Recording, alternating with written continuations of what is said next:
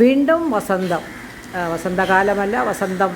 റോസാ ചെടിയിൽ നിറച്ചു പൂക്കളും മൊട്ടുകളുമാണ്. ധാരാളം മൊട്ടുകളും പൂക്കളുമായിരിക്കുന്നു. തുലാമഴ പെയ്ത് ഭൂമി തണുത്തു. പിന്നെ നമ്മൾ ചോറ് വെച്ചിട്ട് ഉണ്ടാക്കുന്ന കഞ്ഞിവെള്ളം അത് 2 ദിവസത്തെ വെച്ചിരുന്ന് ഒന്ന് പുളിച്ച് കഴിയുമ്പോൾ ഡൈല്യൂട്ടാക്കി അത് ഞാൻ റോസാ ചെടിയുടെ ചുവട്ടിലൊഴിക്കാറുണ്ട്. പണ്ട് കുറേ ഇത് റോസാ ചെടി ചെറുതായിരിക്കുമ്പോൾ ഒരു മൂട് റോസയാണത്. മുട്ടത്തോട് പൊടിച്ചതും തേയിലച്ചണ്ടും ഒക്കെ ചേർത്ത് വെള്ളമൊക്കെ ചേർത്ത് ഇതിന് വളമായിട്ട് കൊടുത്തിട്ടുണ്ട്. അതിനേക്കാളിലും ഉപരി ഡബിൾ മടങ്ങ് പൂക്കളും മുട്ടുകളുമാണ് ഇപ്പോൾ റോസാ ചെടിയിലുള്ളത്. ഇപ്പോൾ ഒഴിക്കുന്നത് ഇത് മാത്രമാണ്, പുളിപ്പിച്ച കഞ്ഞിവെള്ളം മാത്രമാണ്. അതുപോലെ വാഴയ്ക്കും അതുപോലെ തന്നെ കറിവേപ്പിനും നല്ല ഒരു വളമാണ്. മറ്റ് വളങ്ങളൊന്നും ചെയ്തില്ലെങ്കിലും സമൃദ്ധമായിട്ട് നല്ലതായിട്ട് ഈ ചെടികൾ വളരും. വാഴയും അതുപോലെ തന്നെ വളരും.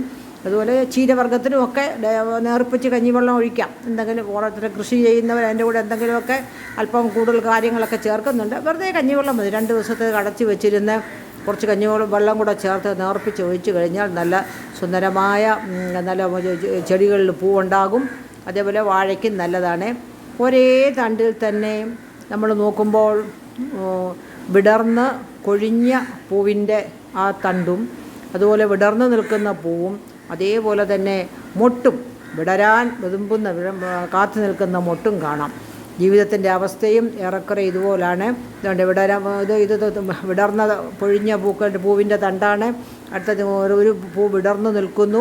പിന്നെ നടുക്ക് നിൽക്കുന്നത് മൊട്ടാണ്. അത് നാളെ വിടരാനുള്ളതാണ്. ഇതുപോലെ റോസച്ചെടി മുഴുവൻ ധാരാളമുണ്ട്. അതിൻ്റെ അപ്പുറത്തൊക്കെ ധാരാളം പൂക്കൾ വിരിഞ്ഞ് നിൽപ്പുണ്ട്. അതൊക്കെ ക്യാമറയിൽ എടുക്കാനായിട്ട് പ്രയാസമാണ്. മനുഷ്യൻ്റെ അവസ്ഥ ഏറെക്കുറെ ഇതുപോലെ തന്നെയാണ്. ബാല്യവും യൗവനവും ഒക്കെ കഴിഞ്ഞ് മധ്യവയസ്സിൻ്റെ അവസ്ഥയിലേക്ക് പ്രവേശിച്ചു കഴിഞ്ഞ് വാർദ്ധക്യത്തിലേക്ക് നമ്മൾ പ്രവേശിക്കുന്നു. ഇപ്പോൾ യൗവനം എന്നൊക്കെ പറയുന്നത് 40 വയസ്സ് വരെയാണ്. 40 മുതൽ 60 വയസ്സ്, 60 ഒരു 70 വയസ്സ് വരെയാണ് മധ്യവയസ്ക എന്ന് പറയുന്ന ഒരവസ്ഥ. വാർദ്ധക്യം എന്ന് പറയുന്നത് 70 കഴിഞ്ഞ് 70 തുടങ്ങുന്നുള്ളൂ. 70, 80, 90 ആ ഒരു ഏജ് ആകുമ്പോഴേ നമ്മൾ വാർദ്ധക്യത്തിലാകുന്നുള്ളൂ. ബൈബിളിൽ പറയുന്നത് 70 വയസ്സ് ഏറെ ആയാൽ 80, പിന്നെ അതിൻ്റെ പ്രതാപം പ്രയാസവും ദുഃഖവും എന്നാണ് ബൈബിളിൽ പറയുന്നത്. പക്ഷേ എങ്കിൽ ഇപ്പോൾ മനുഷ്യരൊക്കെ കുറച്ചുകൂടെ ഹെൽത്ത് കോൺഷ്യസ് ആണ്. മക്കളൊക്കെ വിദേശത്തായിരിക്കുമ്പോൾ അവരവരുടെ ആരോഗ്യത്തെക്കുറിച്ച് കൂടുതൽ ഭക്ഷണവും എക്സസൈസും ഒക്കെ ചെയ്ത് കൂടുതൽ ആരോഗ്യം സംരക്ഷിക്കുന്നു. അതുകൊണ്ട് നമ്മുടെ വാർദ്ധക്യാവസ്ഥയും നമ്മൾ കൂടുതലായിട്ട് അതിൽ നമ്മൾ